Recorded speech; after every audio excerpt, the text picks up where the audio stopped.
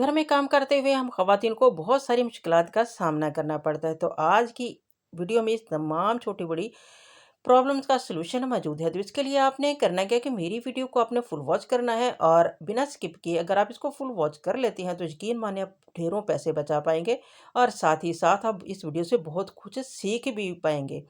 Welcome back to my channel बिस्मिल्लाहिर्रहमानिर्रहीम शुरू अल्लाह के पाक नाम से जो बहुत बड़ा मेहरबान निहायत रहम करने वाला है। अस्सलाम वालेकुम, कैसे हैं आप सब लोग? उम्मीद है अल्लाह ताला के फजल करम से ठीक ठाक होंगे, ज़बरदस्त होंगे। अल्हम्दुलिल्लाह मैं भी ठीक हूँ। तो बिना टाइम वेस्ट किए वीडियो की तरफ बढ़ते हैं। तो आज की मेरी पहली टिप इस तरह के हैंगर के रिलेटेड है। यहाँ पर मैंने एक हैंगर ले लिया है और साथ मैंने ले ली है मेटल की चूड़ियाँ। आज ज़बरदस्त टूल बनाने जा रहे हैं जो आपको आपका बहुत ज़्यादा मसला सॉल्व करने वाला है। तो आपने करना क्या है कि कोई भी आपने यहाँ पर डोरी ले लेनी है या आप प्लास्टिक ले लीजिए। इसको अच्छे तरीके से आपने यहाँ पर केबल टाई का भी आप यूज़ कर सकते हैं। इसको अच्छे से आपने यहाँ पर सारी चूड़ियों को बाइंड कर देना है। ऐसा ज़बरदस्त से सॉल्यूशन है, आपको ये कपड़े समेटने का मिलेगा तो आप देखकर हैरान रह जाएँगे। आप ये देखें ना कितने ज़्यादा हमारे पास स्पेस मिल गई है। बहुत सारे हमारे स्कार्फ जो बच्चियों के होते हैं, दुपट्टे एक्स्ट्रा जो होते हैं, तो यहाँ पर मैंने वो कितने सारे हैंग कर दिए हैं। एक ही हैंगर में इस तरीके से अगर आप इसको हैंग करके अलमारी में हैंग करेंगे ना, तो आपको अलमारी में बहुत सारी स्पेस बच जाएगी। वरना ये जब ज़रूरत पड़ती है, ये इस तरह के स्कार्फ मिलते नहीं हैं, तो बार-बार अलमारी में हमें हाथ मारना पड़ता है, ढूँढने पड़ते हैं। यहाँ पर आपको एक ही जगह मिल जाएँगे। देख लेते हैं नेक्स्ट टिप, वो भी बड़े ही कमाल के हैं। यहाँ पर मैंने मैश में बैग ले लिया है। ये हर घर में अब आते हैं क्योंकि अक्सर जब हम बाज़ार से कोई चीज़ लेकर आते हैं तो ज़्यादातर अब इसी तरह के बैग में आती है। इसके ऊपर वाले हैंडल को मैंने रिमूव कर दिया है सीज़र से और कुछ इस तरीके से इसकी मैंने कर लिया फोल्डिंग। एक ज़बरदस्त टूल बनाने जा रहे हैं, ज़बरदस्त एक ऑर्गेनाइज़र बनाने बिल्कुल फ्री ऑफ कॉस्ट में बहुत सारे के हमारे किचन की चीज़ों को समेटेगा। तो मैंने एक कार्डबोर्ड ले लिया है, उसका एक पीस मैंने इसको एज ए बॉटम नीचे रख दिया है। इसी तरीके से मैंने बाकियों की मेजरमेंट की है, एक जैसी मेजरमेंट करके ना दोनों साइडों पे मैं इसको लगा दूंगी। तो लगाने का तरीका भी बहुत आसान सा है। कोई यहाँ पे आपको सुई धागा नहीं पकड़ना पड़ेगा, कोई ग्लू स्टिक की हॉट ग्लू की ज़रूरत नहीं पड़ेगी, किसी भी किस्म के चिपकाने की जहाँ पर ज़रूरत नहीं पड़ेगी। तो आपने इसको ना इस तरीके से अंदर की तरफ देकर ना इसको इस तरीके से इसकी फोल्डिंग कर देनी है। बहुत ज़बरदस्त ये टूल बनकर बिल्कुल फ्री ऑफ कॉस्ट में चंद सेकंड के अंदर बनकर ये रेडी हो जाता है। और जब भी आपको ये लगे कि ये पुराना हो गया है तो इसकी जगह दूसरा मैश बैग आप यूज़ कर सकते हैं। तो इस पे कौन सा पैसे लगे हैं, बाजार से इस तरह के ऑर्गेनाइज़र लेने जाए ना तो बहुत महंगे दामों में मिलते हैं। वो थोड़े बहुत डेकोरेट तो होते हैं लेकिन पैसे भी बहुत लगते हैं, तो फिर उनको फेंकने का दिल भी नहीं करता। यहाँ पर अगर हमने फ्री ऑफ कॉस्ट बनाया है, जब भी ये पुराना हो जाएगा हम नया बना लेंगे। तो ये देखिए कितना ज़बरदस्त है। नीचे से मैंने इसको स्टेपलर कर दिया है ताकि ये लॉन्ग लास्टिक चले। ये देखिए अब आपने इसको इसी तरीके से कर देना है। यहाँ पर बहुत सारी चीज़ें जो होती हैं हमारे इस तरह की जो परफ्यूम्स वगैरह की मैंने तो वो रखी हैं। आप यहाँ पर किचन के बहुत सारे स्पाइसेस की छोटी-छोटी बॉटल्स होती हैं वो भी अरेंज कर सकते हैं।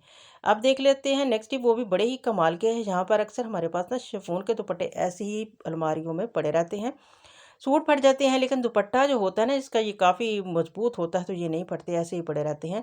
2-2 3-3 सूट लेकर भी इनके साथ हम चला लें ना तो ये दुपट्टा तब भी वैसे का वैसे ही रहता है। तो अक्सर लोग तो इसको लेते ही नहीं है क्योंकि ये शिफॉन के होते हैं, सर पे टिकते नहीं है। तो मैं तो खुद ही अक्सर नहीं है इनको लेती, तो सर पे ये नहीं टिकते। यहाँ पर ये बिल्कुल जब न्यू पड़े रहते हैं तो फिर इनको दिल भी नहीं करता कि ऐसे ही इनको फेंक दें या किसी को दे दें। यहाँ पर ये देखिए मैंने कार्डबोर्ड के पीस ले लिए हैं कि ज़बरदस्त ऑर्गेनाइज़र बनाएंगे। इसको हम इस तरीके से यूज़ कर सकते हैं इन दुपट्टों को। इनको रीयूज़ बहुत ही ज़बरदस्त है, बहुत तरीक़ों से इसके मैंने रीयूज़ आप लोगों को बताया हुआ है। लेकिन आज इसको मैं इस तरीके से यूज़ करने वाली हूँ। आप ये घी वाला डिब्बा जो खाली हो जाता है ना वो मैंने ले लिया, उसके मैंने इस तरीके से ना स्लैब्स काट लिए हैं। तो यहाँ पर आप क्लिपबोर्ड का भी यूज़ कर सकते हैं। अगर बच्चों के पुराने पड़े हुए हैं क्लिपबोर्ड वो अब आप यहाँ पर यूज़ कर सकते हैं। तो मैंने ले लिए हैं ये गति, इनको मैंने डबल कर लिया ताकि थोड़ा ये हार्ड हो जाए। और इस तरीके से मैंने ना दुपट्टे के अंदर पहले एक फोल्डिंग की, फिर मैंने दूसरी फोल्डिंग करके ना कुछ इस तरीके से ये देखिए आपके सामने है। तो यहाँ पर एक को मैं ना सिलाई लगा लूँगी एक साइड पे। ठीक हो गया जी, अंदर बहुत अच्छे से फिक्स हो जाता है। और दोनों साइडों पे मैंने ना यहाँ पर क्या करूँगी, ये 2 हैंगर ले लूँगी और दोनों साइडों पे उनको भी लगा के ना उसको भी सुई की मदद से फिक्स कर दूँगी। ये बहुत ही ज़बरदस्त है। साइडों पे आप इसके पॉकेट भी बना सकते हैं। तो मैंने तो यहाँ पर पॉकेट्स नहीं बनाई, लेकिन अगर आपका दुपट्टा बड़ा है तो दो साइडों पे पॉकेट बन सकती हैं। पर मैंने ना सुई के साथ ही इसको फिक्स कर लिया मोटे-मोटे टाँके लगाकर। तो ज़रूरी नहीं है कि बारीक-बारीक टाँके लगाएँ क्योंकि यही कौन-सा अलमारी के अंदर होना है, हमें दिखना है। तो हमें तो ज़रूरत है, जिस काम के लिए हमने बनाया है हमने तो वो अपना वो कंप्लीट करना है। यहाँ पर दोनों साइडों पर मैंने ना हैंगर ले लिया और इसके अंदर मैंने इनको इस तरीके से फिक्स किया है। या अलमारी में मैंने इस तरीके से लगा दूँगी। अब अलमारी में आप जितने भी कपड़े हैं ना आपके एक्स्ट्रा इस तरीके से इसको लगाकर बहुत सारे ढेरों कपड़े यहाँ पर आ जाते हैं। वो एक अलमारी के पूरे खाने के कपड़े इधर आ गए थे। इतना ज़बरदस्त है, थोड़ी-सी स्पेस लेता है और कपड़े बहुत ज़्यादा इसमें आ जाते हैं। तो इस तरीके से आप भी अपनी अलमारी में सर्दियों में अक्सर कपड़े जो मोटे होते हैं ना ज़्यादा स्पेस लेते हैं। तो आप यहाँ पर यूजुअली इसको इस तरीके से बनाकर इसको इस्तेमाल कीजिए और इसके नीचे देखिए काफ़ी स्पेस है, इसके नीचे भी आप बहुत कुछ रख सकते हैं, ये देखिए, क्योंकि इसकी हाइट कम होती है। अब देख लेते हैं नेक्स्ट टिप। यहाँ पर मैं एक ज़बरदस्त चीज़ आपके साथ शेयर करने जा रही हूँ कि यहाँ पर मैंने कढ़ाई ले ली है और इसके अंदर 3 से 4 चम्मच मैंने कुकिंग ऑयल ऐड किया है और हाफ़ चम्मच इसमें मैंने टीस्पून जो होता है ना वो मैंने नमक ऐड किया है। और 1 कटोरी यहाँ पर पॉपकॉर्न हम घर में बनाएँगे, बहुत ज़बरदस्त तरीके से, इतनी मज़े की बनती है। बहुत सारे लोगों को इसका पता होगा, बहुत सारी बहनों को, लेकिन बहुत सारी ऐसी भी बहनें होती हैं जिनको इसका नहीं पता होता इस टिप का कि ये किस तरीके से बनती है। बाज़ार से लेकर आते हैं, हार्ड होती है, बच्चे ज़िद करते हैं, तो घर में इनको खुद बना कर दीजिए। सिर्फ़ आपने बाज़ार से जाकर ये कहना है कि पॉपकॉर्न वाली मकई हमें दे दें, वो आप लोगों को दे देंगे। और घर में लाकर बनाएँगे और सस्ते में भी पड़ जाती है और टेस्टी भी बहुत होती है, बाज़ार वाले से कहीं टेस्टी होती है। इस तरीके से आपने इसको स्टीम देकर बनाना है। पहले मैंने थोड़ा फ्लेम को मीडियम रखा था, इसके बाद बिल्कुल स्लो कर दिया। ये देखिए आपके सामने मैं बार-बार आपको चेक करवा रही हूँ, तो बहुत ही अच्छे से एक दाना भी नहीं रहता, बहुत अच्छे से ये सारे के सारे दाने जो है ना वो फूल जाते हैं। बहुत ज़बरदस्त पॉपकॉर्न घर में बनकर रेडी हो जाती है।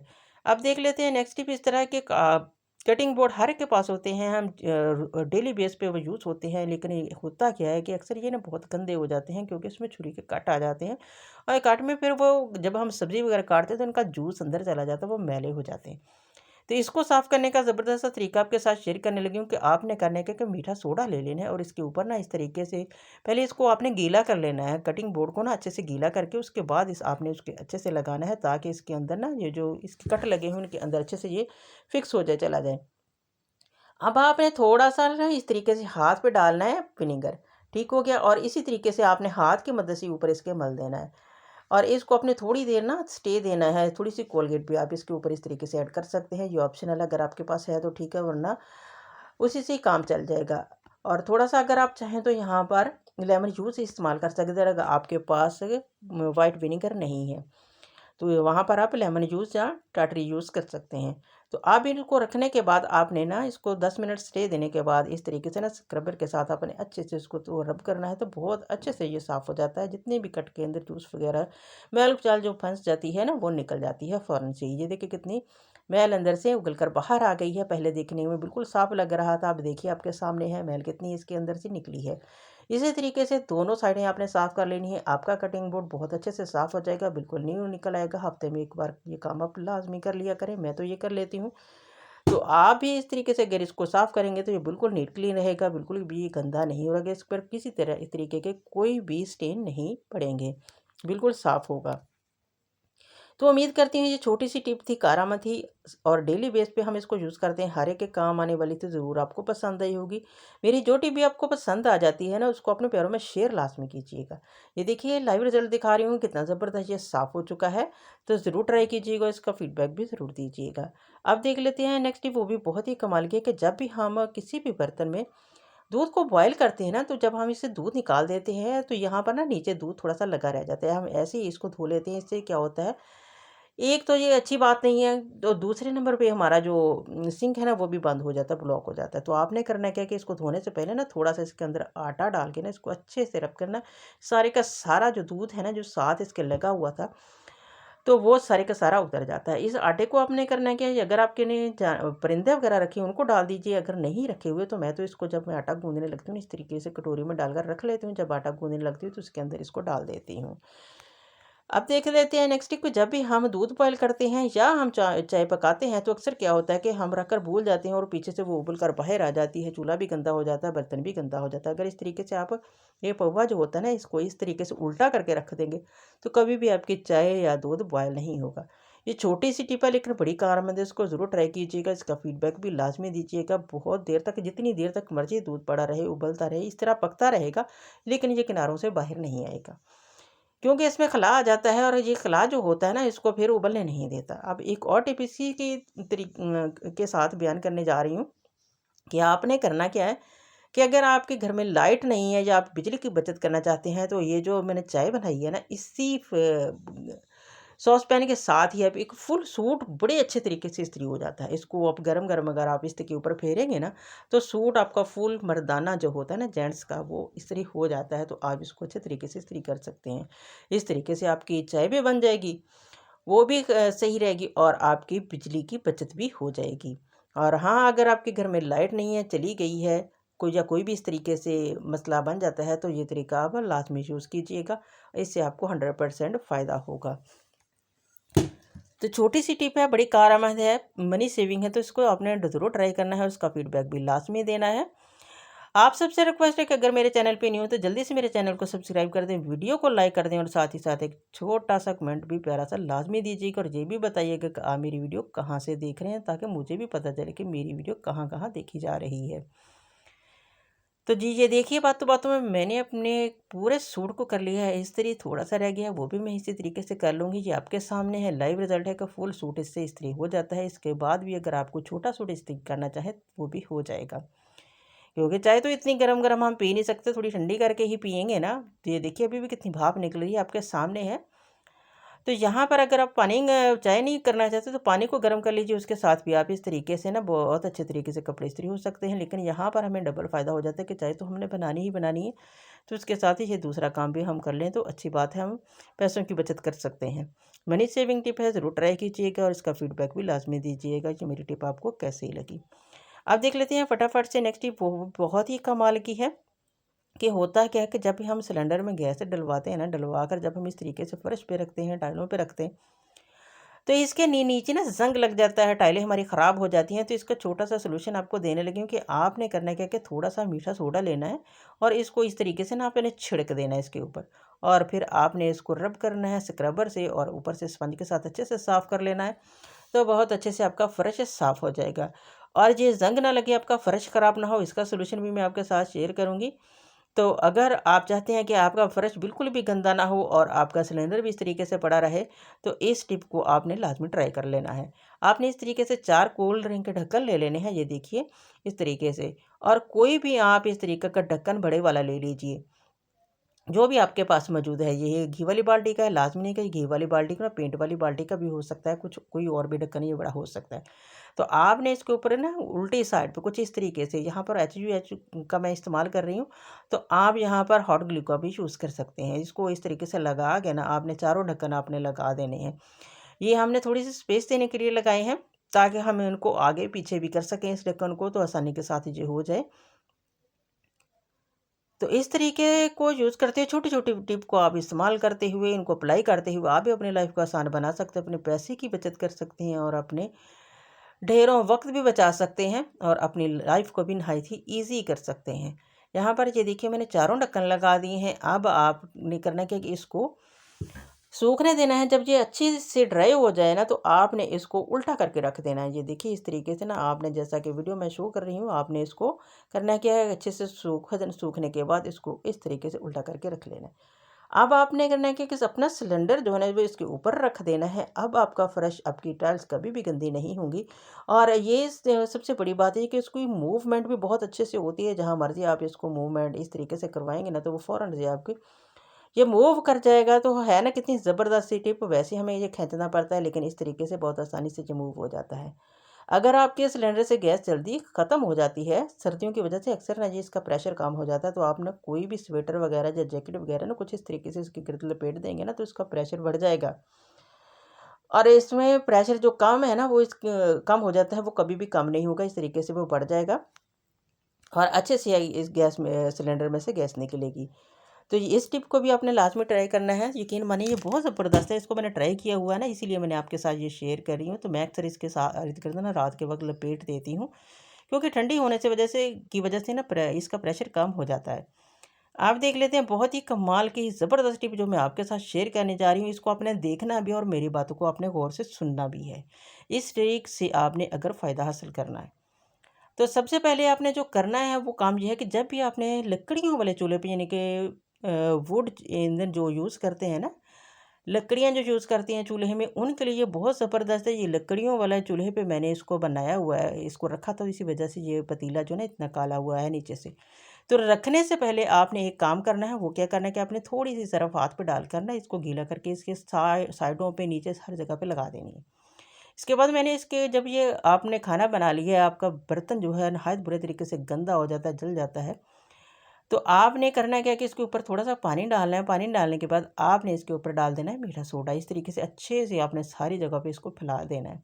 बहुत ज़बरदस्त टिप है, बिल्कुल एफ़र्ट नहीं लगती, बिल्कुल आपको कोई मेहनत नहीं करनी पड़ेगी, ना तो आपके हाथ काले होते हैं, क्योंकि जो सर्फ़ हमने डाला है वो हमारे हाथों को काला होने ही नहीं देता। हमारा जो बर्तन है वो भी पहले से भी ज़्यादा ज़बरदस्त हो जाता है, पहले से भी ज़्यादा उसमें चमक आ जाती है। अब आपने विनेगर लेना है, इसके ऊपर अच्छे से वो भी डाल के आपने अच्छे से इसकी लिपाई कर देनी है, इसको लेप यानी कि इस तरीके से कर देना है इसको आपने।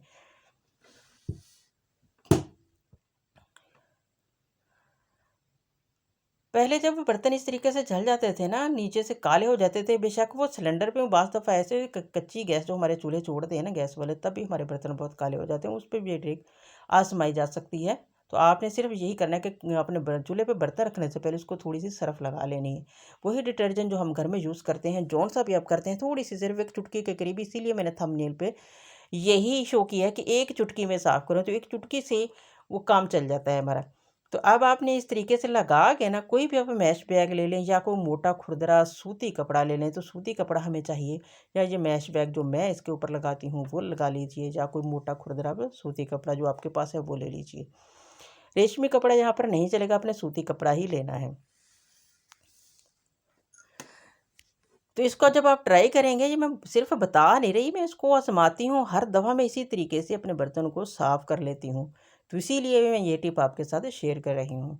इसको जब आप करेंगे तभी आपको यकीन आएगा। तो इस कपड़े को फिर आपने ना इसके ऊपर इस तरीके से ना लगा लेना है। इसकी मैंने कटिंग की, कटिंग करने के बाद इसको मैंने कुछ इस तरीके से इसके ऊपर रख दिया है। ये डबल फ़ोल्डिंग है इसकी, काफ़ी मोटा हो चुका है ये। अब इसको आपने स्टे देना है, कम से कम 10 से 15 मिनट के लिए आपने स्टे देना। स्टे देने के बाद आपने कुछ इस तरीके से इसी कपड़े को रगड़ते हुए ना आपने इसको साफ़ कर लेना है। तो यकीन मानिए, ये आपको कोई मेहनत नहीं करनी पड़ेगी, कोई ज़्यादा आपको इसको रगड़ना नहीं पड़ेगा, सिर्फ़ हल्के-हल्के आप रब करेंगे तो फ़ौरन से आपका पतीला साफ़ होना शुरू हो जाएगा। तो टिप्स जो मैंने दी हैं, अगर आप इसको फ़ॉलो करेंगे तभी ये ट्रिक काम करेगी। बहुत सारी बहनें ये अब मेरे से पूछेंगी कि ये हमसे तो होता नहीं है, लेकिन जो बात जो मैं कहती हूँ उसको आप पूरा तो करो। पहले इस पे सरफ़ लगाओ, फिर अगर ना हो तो फिर मुझे कहना, फिर बेशक चैनल भी यही है, वीडियो भी यही है, कमेंट सेक्शन में आके बता देना कि ये हमारे यहाँ तो ये मेरी टिप काम नहीं करती। तो इस तरीके से अगर आप करेंगे तो आप भी अपने बर्तनों को नहायत ही नीट क्लीन ज़बरदस्त तरीके से साफ़ कर लेंगे। कोई मेहनत नहीं लगेगी, बिल्कुल नीट क्लीन, बिल्कुल न्यू निकल आता है, इतना साफ़ हो जाता है, पहले से भी ज़्यादा साफ़ हो जाता है। वो सिर्फ़ सर्फ़ की वजह होती है कि वो उसके जब हम लगाते हैं ना, फिर उसको चूल्हे पे रखते हैं तो गर्म होने से और भी हमारा बर्तन साफ़ हो जाता है। तो फिर जब हम इसको साफ़ करते हैं तो बहुत कम मेहनत लगती है, बिल्कुल ही ना होने के बराबर लगती है। जैसे हम पहले रगड़-रगड़ कर साफ़ करते थे, वो चीज़ बिल्कुल भी नहीं है यहाँ पर। जब आप इसको ट्राई करेंगे खुद, तभी आपको यकीन आएगा। तो यही थी आज की मेरी वीडियो। उम्मीद करती हूँ पसंद आई होगी। पसंद है तो इसको लाइक, शेयर, सब्सक्राइब आपने लाज़मी करना है। तो रिज़ल्ट आपके सामने है। मेरे हाथ भी देखिए कितने साफ़-सुथरे हैं, बिल्कुल भी काले नहीं हुए। वरना अगर हम वैसे ही इसको धोते, जैसे पहले ज़माने में हमारी अम्मियाँ धोती थी, तो हम हाथ भी इतने काले हो जाते हैं कि जितने मर्ज़ी वो साफ़ करें साबुन से, बिल्कुल साफ़ नहीं होते थे। अब आपके सामने है, बिल्कुल भी मेरे हाथ ख़राब नहीं है, ना काले हुए हैं, और बर्तन भी हमारा बहुत ही अच्छे से साफ़ हो चुका है। अब ये जो ब्लैक ब्लैक सा नज़र आ रहा है, वो अंदर से काफ़ी वो तरेड़ें इसको कह लें या कुछ भी कह लें ना, वो उनके अंदर चली गई हुई है, जहाँ पर वो स्क्रबर नहीं जाता। मिलेंगे नेक्स्ट वीडियो में। अल्लाह हाफ़िज़।